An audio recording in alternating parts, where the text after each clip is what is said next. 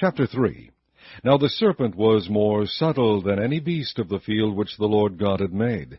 And he said unto the woman, Yea, hath God said, Ye shall not eat of every tree of the garden?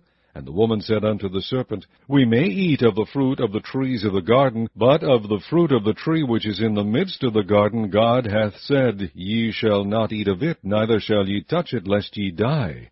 And the serpent said unto the woman, Ye shall not surely die, for God doth know that in the day ye eat thereof, then your eyes shall be opened, and ye shall be as gods, knowing good and evil.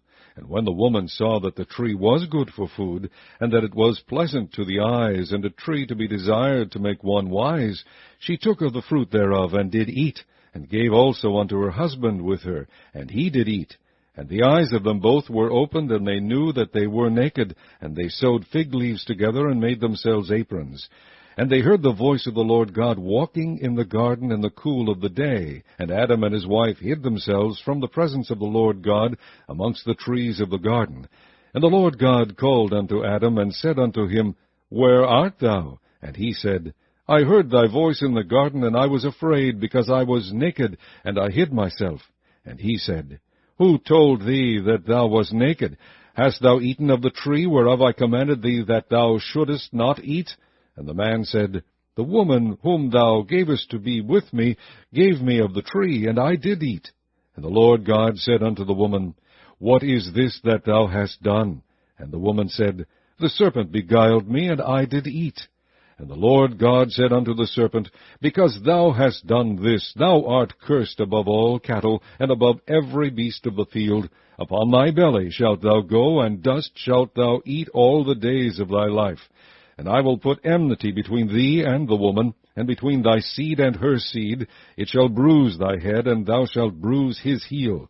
Unto the woman he said, I will greatly multiply thy sorrow and thy conception. In sorrow thou shalt bring forth children, and thy desire shall be to thy husband, and he shall rule over thee.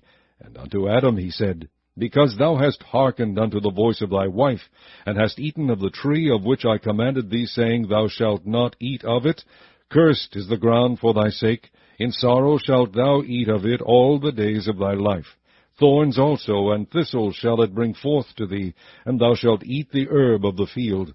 In the sweat of thy face shalt thou eat bread, till thou return unto the ground, for out of it wast thou taken, for dust thou art, and unto dust shalt thou return. And Adam called his wife's name Eve, because she was the mother of all living. Unto Adam also, and to his wife, did the Lord God make coats of skins, and clothe them. And the Lord God said, Behold, the man is become as one of us, to know good and evil. And now, lest he put forth his hand, and take also of the tree of life, and eat, and live forever.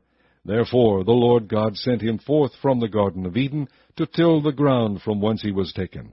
So he drove out the man, and he placed at the east of the Garden of Eden cherubims, and a flaming sword which turned every way, to keep the way of the tree of life.